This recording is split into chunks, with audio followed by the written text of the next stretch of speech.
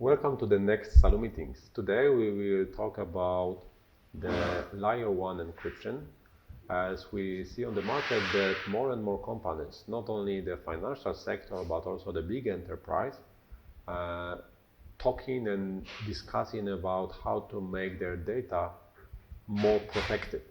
So that's why we will bring this topic today. Today we will talk together with Nino from PacketLight, which is our partner in terms of providing the devices which are able to encrypt the data using the Layer-1 encryption. Thank you, Marcin, for inviting me. It's really great to be here. And this is a very important topic as we see several requirements for encrypting data.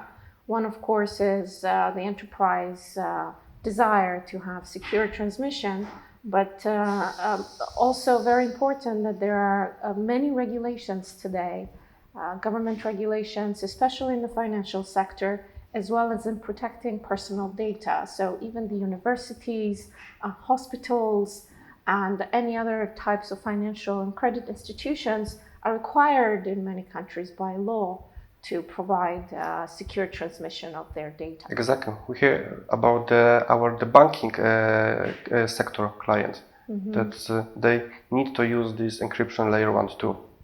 So why encryption? What does it achieve? So there is, of course, the issue of confidentiality to protect the information against theft. There is data integrity, not to prevent interfering with data and changing it. And of course, the authentication or the authorization that the parties that are viewing the data are actually the parties who are intended to view the data. So these are the three very important assertions for employing the encryption. And I think that is also very important to mention that the encryption is not new subject in the market. Of course. Especially when we talk about the Layer-2 and Layer-3 encryption. This solution exists on the market quite a long time. And we already know their advantages and disadvantages. And when we talk about the data traffic efficiency, this is something which is quite hard to deal with when we talk about the encryption Layer-2 and Layer-3. Because as we know, the encryption works with putting some extra data into the packet headers or the data frame headers. So if the packets are smaller, the efficiency of Layer-2 and Layer-3 encryption is lower. This will not exist when we talk about Layer-1 encryption. Absolutely. And in fact, Layer-1 encryption is proven to be the most efficient way of encrypting transport data because the transmission is completely transparent with minimal overhead to the added packets. Therefore, the throughput and latency is maintained very low, very low latency and very high throughput. So we have virtually zero loss of bandwidth when transmitting over Layer-1 encrypted data packets. So this is the big difference between encryption Layer-1 and the technology like MACsec or IPsec, yes? Absolutely. I think that also the one what goes together with Layer-1 encryption is the option to use the OTN standard. Right. Because of those, we are able to multiplex different kind of services, not only the one IP or Ethernet based. So this is also the power of Layer-1 encryption. This actually comes very much into requirement when we're talking also connecting and encrypting data between storage devices. So specific protocol of fiber channel and transmitting protected and encrypted fiber channel services between data centers of banks or other enterprise. And when we're talking about our devices, PacketLight devices, we are able to aggregate Ethernet and fiber channel services along with other different services of voice and STM and video, and encrypt each service separately with its own integrity and its own key exchange between the two ports on the device itself. Okay, so because as far as I know from the configuration point of view, on PacketLight devices we could select either we want to encrypt the line interface, either we want to encrypt each client interface separately. What's the impact, how to benefit of one or the second option of encryption? Yes, absolutely. Good question. I will give a little bit of an overview how our encryption works in general. So our encryption solution for Layer-1 is a software-based solution. It's something that we have developed in-house, but utilizing the standard-based encryption technology and tools and integrating this into our devices, into our software. So as a software, as a standalone software, can be applied right from the implementation of the network, or it can be applied even afterwards as a firmware upgrade and software implementation. Now, going back to your question, absolutely, we can encrypt either the entire pipe or this specific services. So this going back to Muxponder solution. So Muxponder is a device that aggregates different services and protocol types into one higher capacity uplink port. So we have several 10G and fiber channel protocols and services aggregated into one 200G wavelength or even one 400G wavelength, depending on the capacity requirement of the customer. So in this scenario, if it's a dedicated customer and let's say a single tenant data center, so it's a bank using for their data center connectivity these Muxponder devices, then it's more proper to use all the services to be encrypted, therefore apply encryption on the uplink port. So all the aggregated services, whether it's fiber channel or Ethernet service, or any other service for that matter, will be encrypted together with other services. At the same time, no crosstalk or crossover, okay? But when we're talking about applications, for example, service providers to such data center, for such enterprises or smaller enterprises, smaller data centers, then they have an option to offer their customers encrypted service or non-encrypted service. So it's also a tool for service providers to offer different services to their specific customers according to their requirements. So saying it in a different way, the operator will decide to use the PacketLight Muxponder. They could sell based on the single device the services to few different customers. Absolutely. And each customer will have the way to manage their encryption services by themselves. Exactly. And this is a very important point because when it comes to encryption, you don't want too many hands to have access to your key exchange and your administrator port. And in our management software, we have a separate access for encryption as opposed to all other managed operating and managing of the device itself. So in effect, an operator can operate the unit and give separate dedicated access to the end customer for managing the encryption portion. Okay, so I have the one question. You said that the customer can see the key exchange. We can choose time to exchange this key? No, the key exchange is actually a standardized mechanism, and we use Diffie-Hellman key exchange, which is really the highest standard for authorization authentication, and there shouldn't be any interference in that. But we, as a manufacturer and a service provider, would not have even access to this section in the management. Okay. Diffie-Hellman, if I could remember, this is the encryption standard to exchange key. That's so right. This is standard which is used not only in encryption layer 1, but only in layer 2 and layer 3. That's correct. For authenticating and yes, ensuring that the two sides are the right sides to be exchanging the information.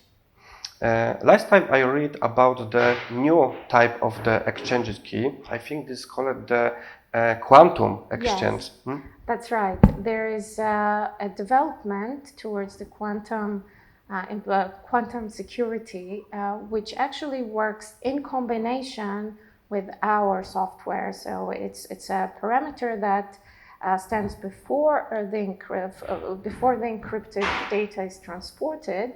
So we are working today to integrate with quantum provider companies and to work together with these devices and software to enable to carry this token along the encrypted data along the transport lines. Okay. So it's again the proof that choosing the flexible and focused Layer-1 provider help you to touch the newest available technology. Also, when we talk about the encryption. So this is a very important point. Our product vision is really to provide flexibility on all levels to the operators and the end customer. Whether it's on a hardware level, this is why we have this aggregated chassis approach, where you can first of all have all-inclusive one-use devices on one hand, but on the other hand, to aggregate and cascade multiple chassis for easy growth. And on the software version, we also give flexibility to, first of all, easy changing of ports and service assignment, and choosing which encryption is best for the customer, and also integrating with third-party encryption providers such as quantum encryption in order to satisfy customer requirements. The other requirement we sometimes get from the customer is, or like maybe not requirement, but how the customer understands the solution. They think that if they have just single traffic or very simple data to encrypt, they should use the layer 2 or layer 3 encryption, because layer 1 encryption very often in their mind come together with the DWDM solution. How it looks from the PacketLight product portfolio? So of course we have encryption on all our DWDM products and on the transponder sets as well as on the muxponder sets. But for a customer who is a small customer and is willing to, it really goes to the provider to lease a line, they can also request an encrypted line, and using the OTU and OTU2 or OTU4 infrastructure, we're able to even encrypt that small piece of services or small amount of services. I think that now we are talking about the PL2000 ADS. That is correct. In addition, even for the operator who have an existing network operator or service provider, and they wish to encrypt it because their current network is not encrypted, we can also achieve this very easily with our 2000 ADS device or any other device, depending on what types of capacity and services they have. And with just 2 devices, encrypt their entire traffic going through the network. I think that it's worth to mention the PL2000 ADS is also the muxponder. That's right. So because it's the layer 1 muxponder with layer 1 encryption, on the line side we have 100G OTU4 frame. So basically we are able to send the traffic over the leased OTU4 services. Absolutely. Or when we use the gray optics, we could send it over the dark fiber. So even for the companies who have very small requirement for the traffic, just few 10G or 40G traffics and few fiber channel, they could easily encrypt their traffic using the PL2000 ADS. And not only this, it can be achieved, like you said, without the DWDM technology, just using gray optics over actual dark fiber link. And that also makes the solution much more cost effective for these smaller enterprise customers. So there is the way to go into the encryption, layer 1 encryption, without making the investment in the DWDM network. Yes, it's also very important to highlight that all what we're talking about is very simple to configure and to monitor and to operate, and very intuitive. We really strive to have intuitive configuration, element management system, which is embedded into our products, and makes it for any existing IT resources, IT manager to learn it very quickly and easily. We also have a lot of built-in tools that assist to the IT managers of the same small or large enterprise to make it easier for them to manage and maintain the. This is in fact something what we notice after all the presentation of how the idea of the configuration of PacketLight devices is designed. So when we did this presentation to the customer, when we show them how the graphical user interface is designed, most of them, they are pretty surprised that so complex in the theory, the features, you are able to set in very easy way.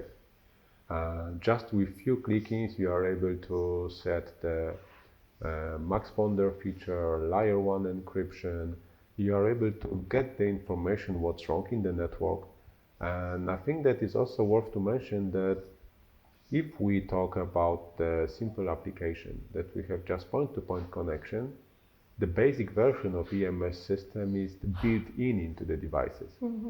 So because it's built in, we don't need any external management system to manage our network.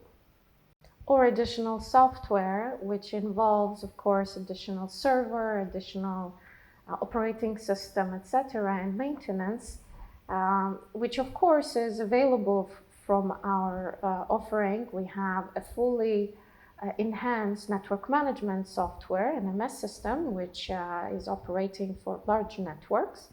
But it is for smaller applications and for smaller and even some medium enterprise, our free, so to say, on-board element management software is fully equipped to provide all what an IT manager would require.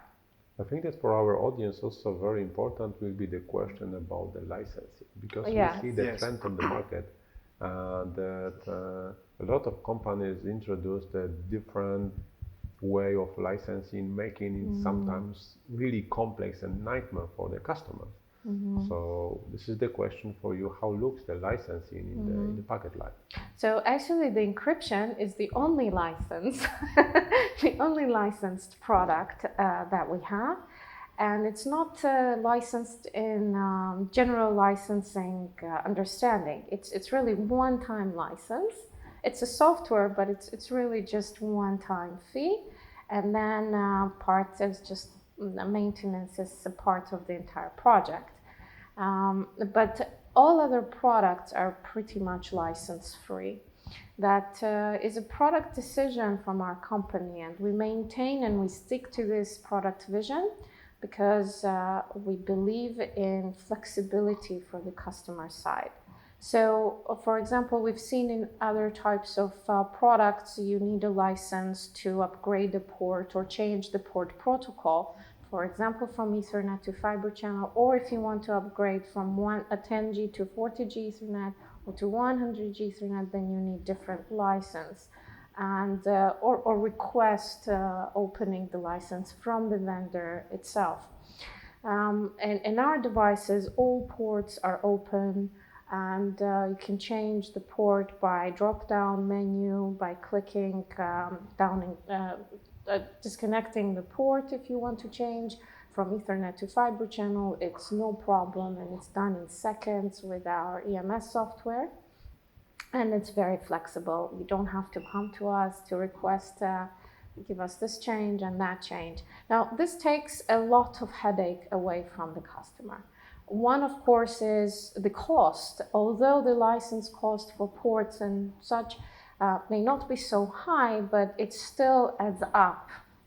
But I would say more importantly, it's the headache of putting a request and then waiting a couple days or more to receive the key and then try to implement it. And in some cases, only the dedicated vendor technician can access the system. So all of this is a lot of headache and inefficiency of operation, especially for smaller IT departments. And this is another big consideration that we have put into having no licenses. So in fact, on top of this, I would add that our client ports, because we use all the standardized optical modules on the line side as well as the client side, all the client ports especially are open for use of third-party optical modules as well. So customer can use their own optical modules in these devices. It means that, for example, if you buy one of the new product, for example, 4000M max ponder, if we put there 400G optics, it's only our decision if we want this optics to work as a 200 gig, 300 gig or 400 gig mode. And we don't need to request any extra license or configuration scheme or whatever. We just pick some option from the drop-down menu and click apply. That is correct.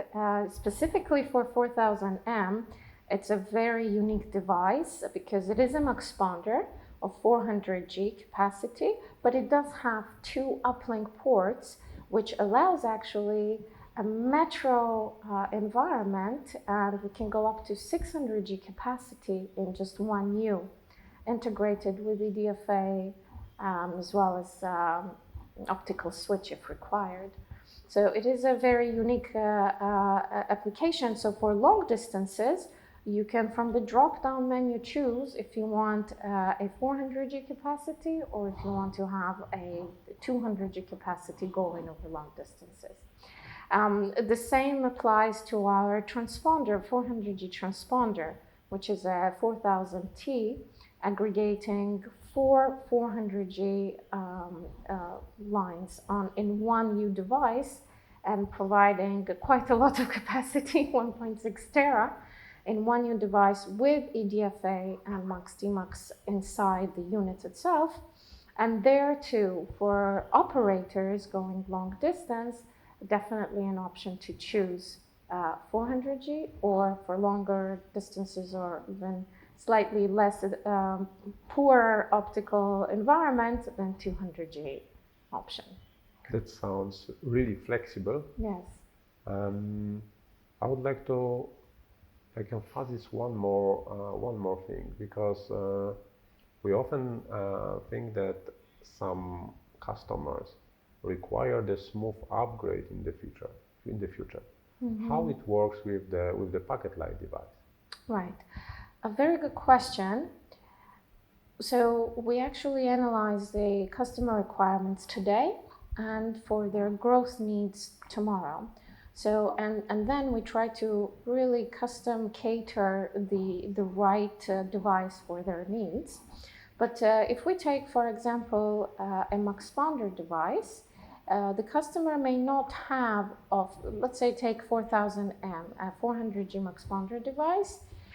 A customer may not have 400G capacity requirement today, but they will be growing very soon. So they can start with just filling up 200G capacity on that device, and to grow, they just add optical modules. And this is also important that for adding these optical modules, again, they don't need a license or a permission from us. It's just having the right optics and just making that port active in the GUI. But if we're going on to more than 400G, so if the capacity of the unit itself is not enough, then we can cascade another 400G or even 800G unit and newer technologies as they come out. Okay, but I have the very important question, especially I think for the financial and banking sector, about the certificate, because the technology encryption layer 1 use IS encryption standard. It is advanced encryption standard, which was developed by the National Institute of Standard and Technology. Yes. I think the NIST, and it can be certificated. Yes. Yes. Do you have certificate of this encryption standard? Yes, absolutely. So there are two practices, so to say, in the industry. First of all, there are several laboratories or certification groups that provide approval of that your encryption algorithm is actually a proven and working encryption algorithm. That is, one is FIPS organization, which pretty much is accepted worldwide, FIPS 140 level 2, and the newer standards coming out, FIPS 140 level 3. And there is also common criteria, which is also accepted very much so in Europe and Australia and so forth. And of course, then there are individual countries that have their own local certification guidelines. But if we're talking about global certification bodies, these are the main and commonly accepted.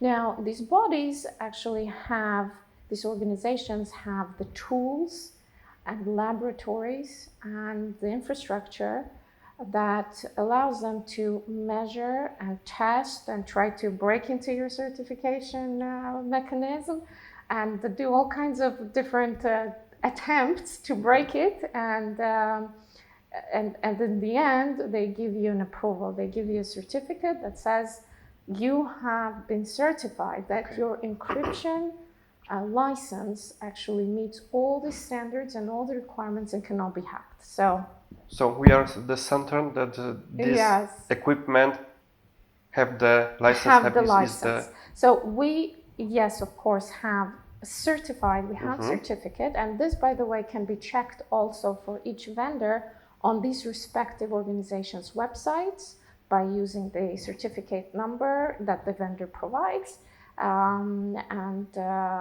To ensure that, of course, and there is of course certificate that is displayed. Now, so the this other is the difference, in fact, between being compliant to some standard and being certified. Exactly. Because everyone could say that they are compliant, but only very few vendors are certified. Absolutely. So this was what I started my discussion with, that there are two approaches. One is to have actual certificate, and then the other one is to be compliant. But saying that we're compliant is only statement mainly by the vendor. But without the actual certificate, it is. We are not really sure that it's just really good implementation. Yes. So actually, a lot of customers come to us and ask us, so how do we check that you actually, your certificate actually works? By the way, our encryption is based on AES 256 encryption criteria, GCM. And 256, it's the highest standard. That means the length of the encryption keys is 256 bits, yes? So this is our encryption criteria. So they come and say, how do we check that it really is encrypted? And this is when we show them our certificate, because this is the only proof that customers have that this actually works.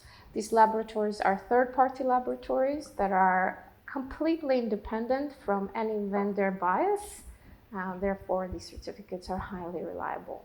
So the best way to check it is just to check on their website, on their database, if the certificate is indeed issued for the particular vendor. Exactly. So we, an ES encryption standard, we can two kinds of the authorization method. One is the GCM, second is the GMAC. GCM means that we can encryption and authorization, and the GMAC is only the authorization. Tell me, which one is in your device? So we actually use GCM AES 256 encryption standard because it's all inclusive and covers both the authorization and the encryption side. Also, I want to highlight that encryption part of the data is just one component of the whole security layer encryption solution. Other two are physical layer and then the management plane as well. So when we're talking about physical layer, we're talking about actual fiber health.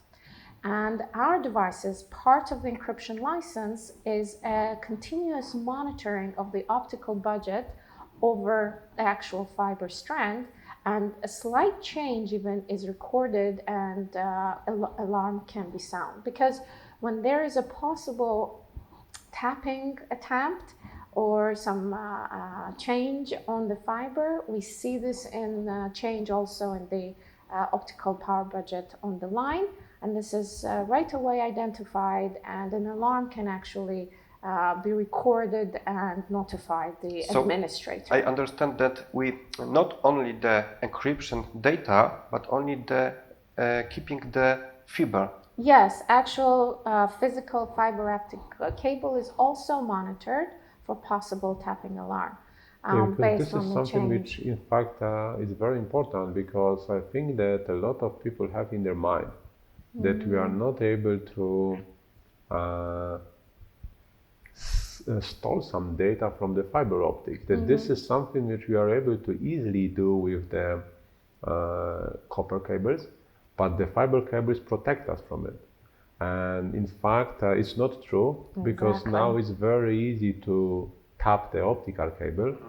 So in fact, if the feature of constant power monitoring is built into the device, and this tapping alarm event monitoring will help us to detect that someone is tapping the alarm. Okay, we know that our data is encrypted and protected, but we also know that Someone tried to. Someone is trying to take out our data. So physical premises are being compromised, and this is also very important to take note, because if somebody's trying to tap the data, they may also cut the cable, which damages the transmission and so forth. So very important to always have the health of the fiber optic cable. We of course have dedicated devices for monitoring multiple fiber strands with OTDR and also parameters for larger implementations and for operators and so forth, but this could be a topic for the other discussion. So in addition to the physical layer and the data layer, we also secure the actual management shell.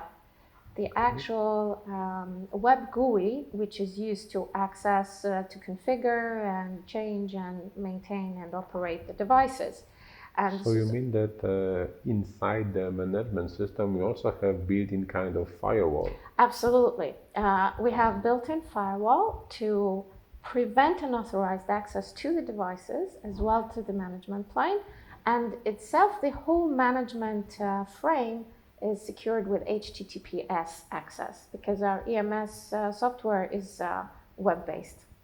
Okay, so in fact we touch not only the data encryption, but we also focus on the physical layer and the access to the actual devices and the management system. So this only touching all these three areas make us sure that our data are really safe. Yes, data and the devices. And the device. So we can do something like white or black list of IP address, which we can use to connect to the device? No, there's actually a dedicated IP address for each device, and this is only accessible through an HTTPS secure gateway, and generally IT administrators keep it very secret and secure. Okay. So to sum up our discussion, the PacketLight device, first of all, they benefit from the very compact design. Yes. So all the devices are closed in the one U, and particularly, even starting from single device, give us access to all the features, including the transponder or matchponder feature, depends on which device we select. But it also gives us the full access to the encryption feature. And the encryption feature is not only the encrypting the data, but also taking into the consideration the fiber infrastructure. So this tapping alarm we discussed about, and also the access to the device, which is protected by a lot of firewall features which are included into the management system. So only taking into account all these three aspects could make our devices and network safe. Absolutely.